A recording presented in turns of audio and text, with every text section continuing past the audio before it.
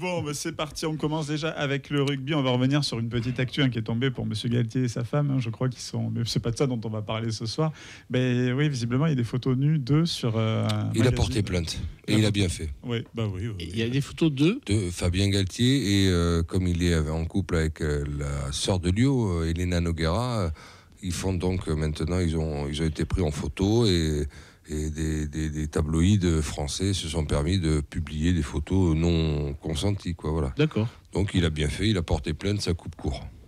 Exact. Mais bon, on va tous regarder pour voir comment Fabien Galtier est toujours, s'il est toujours svelte et... Pour les exercices, là, c'est pour s'exercer à la peinture. C'est pour s'exercer à la peinture, exactement. Bon, et le rugby, la Coupe du Monde, on en est où? Ça va être la finale, la France a été éjectée.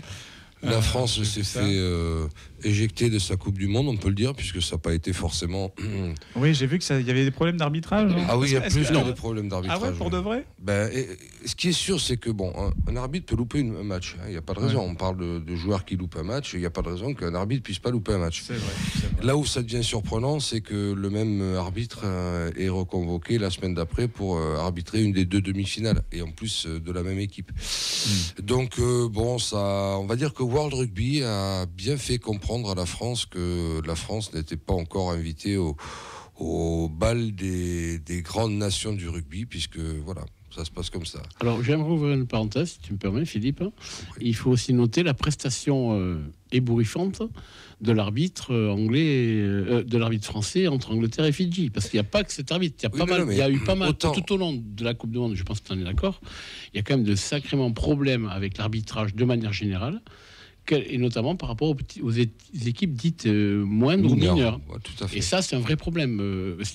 Alors, ça me rappelle, c'est symptomatique, l'arbitre en question, là, au kiff, mais les autres arbitres n'ont pas été non plus d'une clarté sans nom. Voilà. Ça me rappelle 1860, puisqu'en fait, les 200 ans de l'avènement du rugby, le geste de William Webelis date il y a pile 200 ans. Mais le rugby a été codifié en 1870, enfin plusieurs fois codifié, mais en 1871, suite au premier match international opposant l'Écosse à l'Angleterre. Pourquoi je parle de cela? Ça fait un peu papy raconte, mais c'est tout simplement parce que ils se sont rendus compte lors de ce premier match que les Anglais et les Écossais ne jouaient pas avec les mêmes règles. Donc évidemment, ça peut... Là, à l'époque, on est dans la genèse, la jeunesse même du rugby. Sauf qu'aujourd'hui, on se rend compte que c'est un peu la même chose encore aujourd'hui entre le nord et le sud. Autant on prévoit des grandes périodes de préparation de toutes les équipes professionnelles, autant on a l'impression qu'au niveau arbitrage, c'est absolument pas le cas. Donc il va bien falloir qu'à un moment donné, si le rugby veut perdurer, et Dieu sait que l'état d'esprit est là, l'état d'esprit des supporters est là, quels que soient les pays. Mais à un moment donné, il ne faudrait pas que les gens se détournent, parce que c'est pas la première fois qu'il y a des fautes d'arbitrage terribles. Alors il fut un temps, c'était pour la grandeur du pays, nouveau pays qui se réunissait, à savoir l'Afrique du Sud en 95. En 2011, c'est parce qu'on était chez les Néo-Zélandais, etc. Enfin à un moment donné, il faut quand même... Il y a un sport comme ça qui est en train de passer à l'as, parce que remplacé par un autre, c'est la boxe anglaise. On avait Alexis Vastine, le malheureux qui est décédé dans l'accident d'hélicoptère lors de la préparation de l'émission de télé-réalité qui réunissait plusieurs sportifs. Mais il avait été lui-même malheureusement planté à Londres et à Rio par des décisions d'arbitrage qui étaient totalement iniques. On a connu ça plutôt, notre génération, avec dans le patinage artistique, du temps où Philippe Candeloro et Surya Bonali étaient les fers de lance du sport sur glace français. Mais ils étaient toujours mal notés et ça, et puis jusqu'au moment où on s'est rendu compte qu'il y avait des arrangements entre arbitres et des pays de l'Est, et donc comme Surya Bonali avait la mauvaise idée, et là je fais pas du racisme, c'était vraiment l'idée qu'avait eu, en plus elle était noire, alors là pour le coup une noire qui osait patiner aussi bien que des blancs, alors là pour le coup ça a vraiment été... Et oui, et après il y a un scandale qui est sorti sur comment dirais-je, sur le jeu, les arbitrages, et ça a un peu calmé les choses en boxe. Mais la boxe aujourd'hui, elle fait plus rêver. Le MMA est arrivé, terminé, et la boxe anglaise, elle va avoir du mal à s'en relever. Parce qu'à force d'avoir des arbitrages un peu maison, ben à un moment donné, ça se voit et puis ça détourne les gens, quoi. Ou alors ils vont voir du catch, comme ça au moins il n'y a pas de problème. Donc le rugby est sur cette pente-là. Et World Rugby, comme s'il n'y avait que 3-4 arbitres dans le monde qui sont capables d'arbitrer 2 demi-finales et une finale, en remettant immédiatement l'arbitre de quart de finale très contesté, parce qu'un arbitrage très contestable contre la France, en le remettant immédiatement pour la semaine suivante pour une demi-finale, je trouve que là, ils ont montré leur cynisme complet et ça pourrait porter problème, quoi, porter préjudice au sport en général. Il y avait aussi une histoire avec des bons joueurs à nous qui avaient été amochés aussi avant. Ouais. Non, par exemple, parce qu'il y a aussi Olivier qui parlait. J'entendais pas. Ah, tu l'as. Oui. Oui, il faut mettre le casque, s'il vous plaît, parce que sinon je parle dans le vide. Oui, donc tu nous disais. Oui, je parlais par exemple. Alors j'avais entendu, j'ai suivi le rugby un peu de loin, mais j'avais appris aussi que. Attendez, j'attends qu'il allume le tunnel. C'est bon. Vous êtes sur Radio Occitanie, est-ce qu'il nous entend sur Facebook, oui. Alors c'est rigolo parce que quand on n'a pas le casque, on a l'impression que tu es dans un bocal. Je ferme la parenthèse. Ah bon. Je suis à côté de vous, là, je suis un poisson rouge.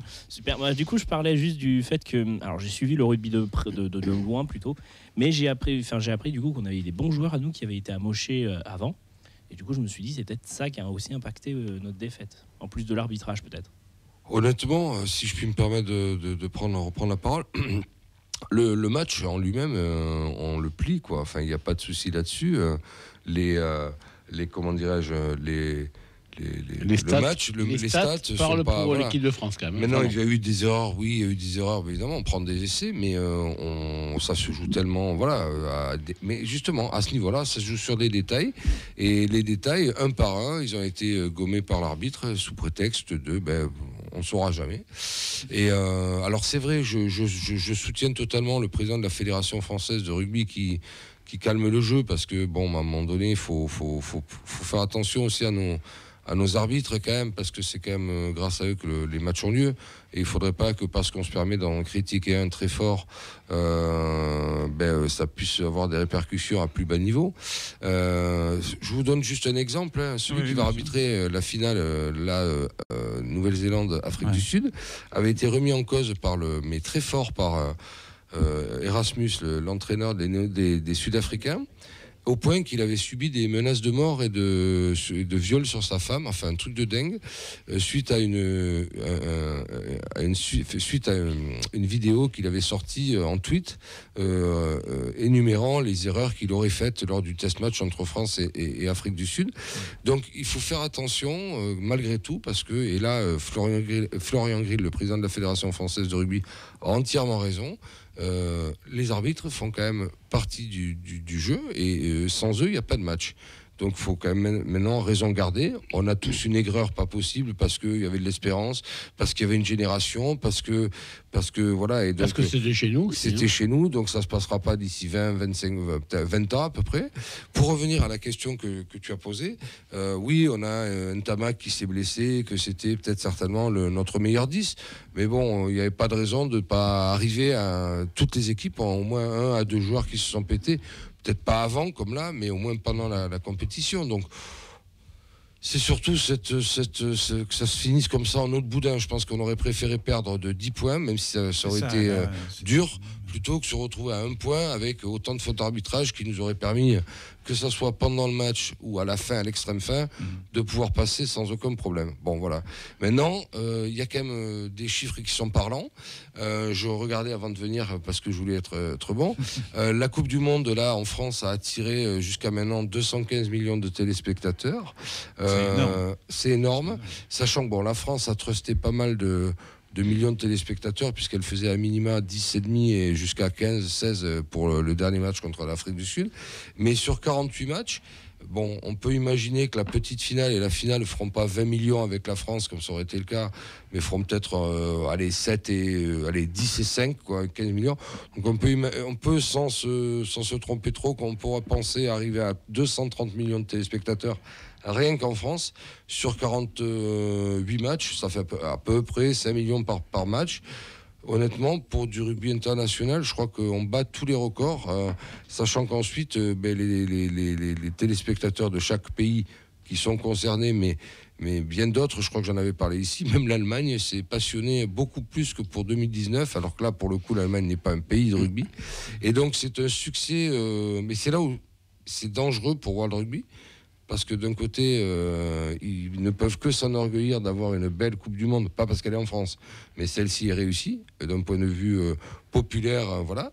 Mais attention à ne pas, voilà, de pas défriser les gens et ne pas éloigner les gens parce que des décisions d'arbitrage viennent entacher les résultats pour tel ou tel pays, en l'occurrence la France, mais ça c'est bon. Maintenant, c'est anecdotique. On pense aux joueurs très forts parce qu'on leur a brisé les ailes et pour certains, c'était leur fin de carrière. Donc, voilà, ils ont fini bêtement, sur des décisions d'arbitrage. Voilà. Ah ben, dis donc. Alors, alléluia, quand même, amen, alléluia. il faut souligner, c'est Alexandre, on en avait parlé avec Alexandre, que World Rugby, c'est quand même petit à petit d'aligner les championnats, pas les championnats, les tournées, alors les championnats du Sud et du Nord, enfin de l'hémisphère Nord et de l'hémisphère Sud, et en créant notamment une nouvelle compétition. Tu peux nous en dire 2 mots ? Alors, bon, pour ceux qui connaissent pas trop ou qui savent pas, World Rugby, donc c'est l'instance mondiale qui régit le rugby. Voilà, bon. C'était l'IRB avant, maintenant c'est World Rugby. Alors, World Rugby, d'ailleurs, encore une autre faute, même marketing, avant d'avoir fini la Coupe du Monde, ils ont déjà annoncé la prochaine compétition, la naissance d'une nouvelle compétition. Alors, c'est intelligent d'un côté et ça va desservir pas mal de choses. Donc, rapidement, c'est quoi ? C'est usuellement comment se passe une saison. Il y a le championnat domestique, il y a les tournées d'automne du pays, donc. Du pays, domestique de chaque pays. Les tournées d'automne de novembre à peu près, qui concernent 3-4 matchs. Le tournoi des 6 nations qu'on connaît tous, qui était avant celui des 5 nations, réunissant donc l'Angleterre, l'Écosse, l'Irlande, le Pays de Galles et la France et l'Italie, depuis une vingtaine d'années. Et après, il y avait la suite du championnat domestique. Et en juin, il y avait les nouvelles tournées, fin juin, début juillet, les nouvelles tournées, oui. Tu oublies, si je peux me permettre, là-dessus, c'est greffé aussi les Coupes d'Europe. Tout à fait. La Coupe, qui s'appelle plus les Coupes d'Europe, puisque les Coupes des Champions, puisqu'on a accepté cette année, je parle bien de cette année civile, donc pour 22-23, on sont venus se greffer des provinces sud-africaines. Voilà. Parce qu'ils ne pouvaient pas se déplacer. Pour des raisons très simples, pour l'instant, de fuseau horaire, c'est-à-dire qu'ils n'avaient pas des déplacements en Nouvelle-Zélande, en Argentine, voilà. Mais jusque-là, tout le monde a besoin de faire de l'argent, de développer le business, parce que c'est un business. Il ne faut pas oublier que le rugby est professionnel et au même titre que les autres. C'est de l'argent, c'est de l'argent qui est en jeu pour les fédérations, pour les clubs, pour tout. Bon. Le truc, c'est que là, ils ont effectivement aligné le championnat du Sud avec avec le tournoi Destination du Nord. Et les fameuses tournées de juin et novembre, donc, vont être transformées tous les 2 ans en on va appeler ça comme ça, un championnat du monde des pays, qui n'aura rien à voir avec la Coupe du monde des pays. N'oublions pas que le rugby à 15 n'a pas d'existence au travers des JO. C'est le 7. Donc, il n'y a pas forcément d'équivalent. Donc, ils ont décidé de faire un championnat avec 2 divisions. Le but, c'est certainement de créer effectivement une autre forme d'appétence pour une autre forme d'apport financier, pardon. L'appétence étant là, ça c'est sûr. Mais il y a aussi le fait que dans le but de mettre 24 équipes et non pas 20 à la prochaine Coupe du Monde dans 4 ans en Australie, c'est aussi de faire jouer de plus en plus les dites petites nations qu'on a même découvert cette fois-ci. Alors on peut y aligner le Portugal qui nous a fait tous rêver, la Géorgie, le Chili qui s'était qualifié aux dépens des États-Unis, certainement les États-Unis. Bon, toutes ces petites équipes avaient un problème, c'est qu'elles ne se rencontraient pas, elles ne jouaient que des gros matchs que tous les 4 ans en Coupe du Monde. Donc ça sera l'occasion de pouvoir avoir une sorte de championnat qui les départagera. Donc il y aura un petit complément. Au moment des Coupes du Monde, les qualifications se font par zone géographique. D'accord. Et là, justement, c'est là où il y a quand même la grande nouveauté, c'est que notamment première, deuxième division, mais au moins pour la deuxième division, le Chili va peut-être jouer un jour contre le Portugal, qui lui-même va jouer contre les États-Unis, autrement que pendant possiblement la Coupe du Monde. Voilà. Et donc à partir de là, c'est vrai que ça pourra créer de l'émulation. Alors, Le but du jeu, c'est de faire il y a 24 équipes qui sont dans le classement mondial. Les 12 premières, on les connaît plus ou moins. Il y a les 6 du Nord, du tournoi à destination. Il y a les 4-5 du Sud, Nouvelle-Zélande, Afrique du Sud, Australie et Argentine. Voilà, ça c'est pour les 10 classiques. Japon. Seront rajoutés le Japon et les Fidji. Ça, c'est pour la première division. Pour la deuxième, on va retrouver certainement donc la Géorgie, sûrement. On a parlé du Portugal, du Chili, l'Uruguay, bien sûr, qui nous a pas mal enchanté aussi. Voilà, donc les États-Unis. Bon, l'intérêt, va être de pouvoir avoir donc cette compétition tous les 2 ans. Et à partir de 2030, donc elle serait créée d'ici 1 à 2 ans, je crois. Et d'ici 2030, c'est-à-dire c'est pas loin, ou 2027, je ne sais plus quand exactement, il y aura un potentiel système entre ces 2 divisions de montée-descente, voilà, qui amènera à ce qu'une équipe puisse descendre de la division de la première division, on va dire, des pays, et un pays de seconde division des pays puisse monter éventuellement. Ça pourrait être intéressant. On le voit parce que en dehors de ce dont on a parlé, de la disparité des niveaux, parce qu'à un moment donné, il y a quand même des matchs où ça a été assez terrible. On le voit, l'intérêt aussi, c'est de pouvoir à un moment donné inclure des pays qui sont montants. Il y a 8 ans, les Japonais avaient créé la surprise en battant sur le fil les Sud-Africains dans un match de dingue. En gros, les gros Sud-Africains contre les petits rapides, mais c'était à ce niveau-là. Sauf que les petits rapides l'ont emporté en Coupe du Monde. En 2019, chez eux, ils étaient arrivés en quart de finale. Et puis là, ils sont passés un peu à côté, même franchement à côté. Et donc, il y a des équipes qui, par génération, pourront éventuellement monter et d'autres redescendre, en attendant d'être beaucoup plus structurés dans leur pays et dans leur championnat pour pouvoir proposer un spectacle plus alléchant d'un point de vue rugbystique. Mais c'est quand même à ce tarif-là que le rugby pourra s'en sortir à 15, parce qu'il a quand même un problème, il est quand même pas mondialisé. Contrairement au 7. Et c'est pour ces raisons-là que le 7 est devenu, lui, olympique, et le 15 ne l'est pas. Alors qu'au début du siècle, quand c'est arrivé, dans les années 1900, alors je ne sais plus exactement, donc 1896, 1900, 1904, donc entre 1904 et 1928, il y avait le 15 qui était olympique. Et les 2 seuls champions olympiques, 2 équipes championnes olympiques, c'était les États-Unis. C'est assez fou quand même, parce que c'est pas un pays a priori qui se révèle être connu sur la scène. Je pense qu'en 1924, pour les Jeux de 1924 de Paris, je crois que c'était la dernière compétition de rugby à 15 olympique, il me semble. Après, il y a eu c'était un peu trop pugilistiquement trop affirmé, on va dire, et ça a été foutu dehors, pour être clair. Je suis pas sûr que les 2 équipes jouaient déjà un petit peu à l'instar de 1971 avec les mêmes règles. En tout cas, en parlant de règles, justement, on a Vincent Avellana qui sera là après avec la feuille de match. C'est le TFC. Ça, c'est football qui marque. C'est de la vanne, hein, bien sûr. Les joies du rugby, aussi dur de comprendre les règles du jeu que celles des compétitions. C'est pas faux. C'est pas faux. Je l'admets. C'est vrai que c'est en ça que le rugby est toujours aussi absconce. C'est juste une chose, puisque tu fais un lien entre le foot et le rugby. On sait tous que le TFC hier a pris une petite déculottée à Anfield, à Liverpool.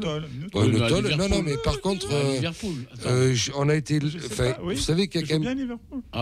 Liverpool, c'est Liverpool, même s'ils n'ont pas sorti ça là directement. Par contre, aujourd'hui dans l'équipe, il y avait un très bel article. La police de Liverpool a tenu à remercier les 2400 spectateurs toulousains qui avaient fait le déplacement pour leur fair play, pour leur bonne tenue, pour la bonne ambiance qu'ils ont mis dans la ville. Chouette, et Dieu sait que dans le foot, et surtout en Angleterre, ça fait quand même plaisir de lire ça. Et en plus que ce soit les Toulousains, tant mieux. Si le rugby a pu irriguer un petit peu les masses laborieuses que sont les fans de foot toulousains, ça donne une bonne ambiance, et tant mieux. Mais c'était à noter, et assez rare dans le foot, même actuellement en France, puisqu'il y a un pétard qui était... C'est Toulouse en même temps, on est cool. Hein. Mais c'est vrai, je viens de Marseille, donc je sais de quoi je parle. Hein. Toulouse, c'est cool. mais quand on voit que... Alexandre, quand on voit qu'il n'y a pas plus tard qu'il y a quelques semaines, il y a un pétard qui a été balancé sur le... Voilà, on en est à un niveau, même en France, on se foutait du niveau des supporters anglais ou allemands. On est quand même pas mauvais, quoi, malheureusement. Donc, voir cela en déplacement et en Angleterre, que la police se soit fendue d'un communiqué, c'était quand même à le souligner. Bon, voilà, on n'a pas tout perdu, au moins on a fait voir qu'on savait vivre et que ça n'a pas attendu les débats de prendre une branlée, comme tu dis. Et Alexandre, un dernier petit point, si je peux me permettre. Notre championnat domestique reprend. Oui. C'est-à-dire que le top 14 reprend ce week-end, c'est ça ? Ce week-end, Toulouse joue contre l'UBB à guichet fermé à Ernest-Vallon, en espérant que le derby de la Garonne soit remporté par nos chers rouges et noirs. Sans les internationaux, parce que bon, après 3 mois et tout ce que l'on vient de dire, ils ont quand même quelques vacances entre volontaires et obligatoires à respecter pour que, bon, s'ils veulent... N'oublions pas quand même qu'ils sont quand même très sollicités, quoi. Peut-être trop. Et ce championnat dont on parlait tout à l'heure va encore les solliciter beaucoup et ça sera certainement au détriment de leur santé. Alors en espérant que des voix comme Antoine Dupont, qui n'hésite pas à se faire entendre concernant que ce soit le droit à l'image, que ce soit le salary cap ou d'autres choses, à l'instar un peu de Mbappé qui avait un peu ouvert son clapet en foot, eh bien honnêtement espérons que les joueurs puissent se faire entendre par rapport à la santé, parce que c'est sur ça que ça va jouer, bien évidemment. Bien sûr. En tout cas, ça fait plaisir de voir quand même que le sport, en tout cas que le rugby ait bien marché en termes de télé. Moi, je trouve ça. En même temps, personnellement, je m'y attendais. Tout le monde était surpris. Mais même d'engouement populaire. C'est ça ouais. Vous avez vu sûrement quelques vidéos tournées. Moi, j'en ai vu une notamment. Alors, moi, je suis vraiment un supporter des Bocs. Puis ça fait des Bocs, c'est les Springboks. Ça fait un moment que je le suis. Ça fait une grosse vingtaine d'années. Donc, tu vois, c'est pas d'hier. Donc, je suis plus attentif à ce qui peut passer comme petite vidéo réelle sur Facebook, et notamment sur les réseaux, et notamment sur Facebook. Et j'en ai vu une, moi, d'un supporter Boc qui expliquait que vraiment les Français n'étaient pas comme on les décrivait chez lui. Ils étaient vraiment très sympas. Il énumérait toutes les villes où il était passé. C'était marrant parce que tu as l'impression d'avoir une collection de ces 2 villes. Vraiment, les Français sont super gentils, ils sont super accueillants. Franchement, c'est une super ambiance. Si ça peut donner une image. Voilà, si ça peut donner une super image aussi de notre pays à l'étranger, avec comme vecteur les supporters étrangers qui sont venus, nous-mêmes, et je finirai sur ça, on est allé voir Japon-Chili, et vers la caserne à Saint-Michel, on a vu un couple de Japonais qui scrutaient désespérément le plan de la ville de Toulouse. Et on s'est arrêté, on a dit mais vous allez aller où? Alors on ne parle pas japonais couramment avec Philippe. Donc tout en anglais. Tout en anglais. Yes, et on les a accompagnés en fait de Saint-Michel au Capitole et un peu plus loin puisqu'ils allaient vers Victor Hugo. Ouais. Et on a devisé avec eux. Philippe et eux, on nous sommes échangé quelques photos qu'on a croisé des supporters chiliens. On a pris la photo place du Capitole. Ensemble. On sentait qu'il y avait, tu vois, aucune violence, aucune animosité, c'est ça surtout. Et tout le monde est reparti super content d'avoir sa photo, si je puis dire. Voilà. C'est l'intérêt des événements de ce type mondiaux, qui normalement sont là justement pour... c'est un vecteur, on le sait pour le Tour de France par exemple, c'est un vecteur pur et dur de tourisme, de faire valoir la France profonde à travers des images qui sont, on le sait pertinemment. Là aussi, c'est chouette de pouvoir, il n'y a que 600 000 spectateurs qui sont venus en France parce qu'il faut se déplacer. Tout le monde ne peut pas venir et comme nous, dans 4 ans, on n'ira peut-être pas en Australie pour la prochaine Coupe du Monde. On y est déjà allé il y a 20 ans pour une autre Coupe du Monde. Mais donc à partir de là, c'est vrai que de pouvoir mixer. Alors par contre, le vecteur, je suis désolé, c'est à consommer avec modération, mais le vecteur de convivialité principal était une boisson à base de houblon légèrement gazeuse. Légèrement fermentée. Alors ça, on peut dire que tout le monde s'est trouvé autour et justement... Et ça s'est bien passé. Mais ça c'est très bien Alexandre, passé. vous qui ne connaissez pas forcément le monde du sport... À chaque fois que j'y allais, je prenais une bière. Pardon, je l'ai dit. Et puis le hot dog et puis tout ce qui va avec. Mais non, mais justement, il n'y a pas si longtemps, on se posait la question dans le foot. Mais vraiment, autour du foot, il ne faut plus vendre de bière dans les stades. Ouais. Là, le rugby a montré qu'on peut en boire. On peut en vendre des kilos à partir du moment où les gens veulent bien se respecter. Ça donne des trucs bizarres, mais bizarres au sens où les gens sont hilars à 2h de l'après-midi, plus savoir qu'en faire. Quand tu vois les Japonais qui chantent dans les îles d'Émilie, c'est extraordinaire quand même. C'est extraordinaire. C'est pas leur langue, c'est pas même leur sonorité, tu vois, par rapport à ce qu'ils peuvent entendre comme langue. Et qui le chantent, et qui bras dessus avec des Irlandais, des Sudaf, des Néo-Zélandais, et avec des Français, puisque c'est quand même les Français qui le jouent. C'est quand même extraordinaire, quoi. Extraordinaire. Donc la convivialité peut être de mise sur des grands événements mondiaux, même si tout le monde boit un peu d'alcool, sans qu'il y ait de débordements. Et honnêtement, personne n'a pas vraiment parlé de débordement de supporters. Tu le sais. Ah, mais tu je as sais, entendu. mais bien sûr. Mais Ça s'est passé. J'ai surtout vu qu'il n'y a rien vu, quoi. Nickel, voilà. Voilà. On a tous vu qu'il n'y a rien à voir. Voilà. Bien sûr. Bien sûr. Moi, je me Ça, rappelle. c'est une vraie comment dirais-je, réussite. Là, vraiment. En dehors du sport, ça, c'est une vraie réussite, quoi. Ben moi, je me rappelle d'un match Toulouse-Castres il y a longtemps. J'y étais allé. Ben, il y avait un castré juste à côté de nous, en tenue et tout, hein, parce qu'il s'était gouré. Je ne sais pas ce qui s'est passé. Il était avec nous, mais ça s'est super bien passé. On rigolait dès qu'il marquait, on était là. Ouais. Dès qu'ils ont marqué, il était là. Ouais. C'était une ambiance comme ça. Voilà. C'est ça il y avait aussi beaucoup de bubules et de. Voilà. Ça, là, mais c'est ça qu'il faut. Consommer avec modération, bien évidemment. Je suis obligé de le dire. Tu parlais de soda, bien sûr. Bien sûr. Oui, non, bien sûr. Soda, Ben, pour ça, avec modération pour le sucre. On est tous d'accord. Voilà. Qui a augmenté de 21%. Alors attention. Les tagadages, je peux te dire. Ah ben c'est. Voilà, un perdu. Hop, je ne perds. T'as perdu 21% là, du paquet, là, c'est fou. Non, mais il le disait pas plus tard que ce matin, les prix à l'occasion d'Halloween, les prix ont explosé de 21%. Ils expliquaient ça par la hausse terrible et la mauvaise récolte qui a été faite du sucre. En Ukraine. Ouais. Tout est fait, c'est comme la moutarde l'année dernière. Tout part de. La Voilà, moutarde de Dijon vient d'Ukraine. qui était ukrainienne et canadienne, mais on n'en avait plus tout d'un coup, quoi. Ouais, c'est vrai. Mais on en mange moins, ça, Halloween, de la moutarde, c'est ça l'avantage. C'est clair, sauf si tu veux faire des blagues aux gamins qui sonnent chez toi, voilà. Sonner, on m'a rigolé. Bon, en tout cas, on a fait le tour du rugby, là. Oui. Honnêtement, Alexandre, je pense. Ouais. Oui. Là, voilà, c'était un vrai plaisir. Et puis, on parlera sûrement la semaine prochaine de la finale qu'il y a eu. Ou pas. Ou pas, hein. Non, c'est vrai. C'est bon. Donc, petite finale ce soir, Angleterre-Argentine. Pour la troisième place, on va dire. Troisième et quatrième place. Et finale demain. Nouvelle-Zélande, All Black, Springbok. Afrique du Sud, Springbok. Voilà. Et on a justement Fadila qui, je crois que c'est elle sur Facebook qui va justement participer à l'émission tout à l'heure pour une interview qu'on a déjà enregistrée, qui marque le rugby en Afrique, c'est nouveau. Ici, j'ai découvert ce sport et l'ambiance du stade familial. Voilà. Et voilà.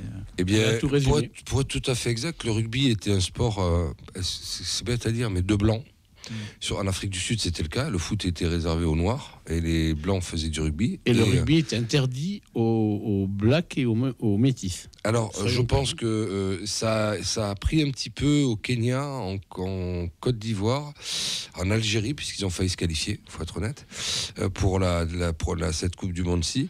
Mais ça met du temps. Et puis, il y a la prééminence absolue du sport le plus populaire dans le monde, qui se joue avec une boule de papier et 2 t-shirts, ou 4 si on veut faire vraiment un match, qui s'appelle le foot. Ça, c'est clair, net et précis. Le rugby, il faut un petit peu plus de matériel, puis on peut pas s'amuser à 2, à 1 contre 1, quoi. C'est rapidement, ça lasse beaucoup. Non, mais c'est ce qui fait qu'en Afrique, le rugby tarde un peu à émerger, mais il émerge, et je finis vraiment là-dessus, à travers le 7, où là, par contre, il y a plusieurs équipes d'Afrique, et c'est c'est super à voir que ça infuse dans ce...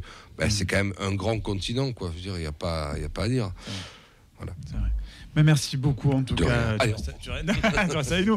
Là, on va parler de secte. Donc, Olivier, attention, on va lancer un petit jingle pour clore ce sujet-là. On passe au sujet suivant, juste après ce jingle, bien évidemment.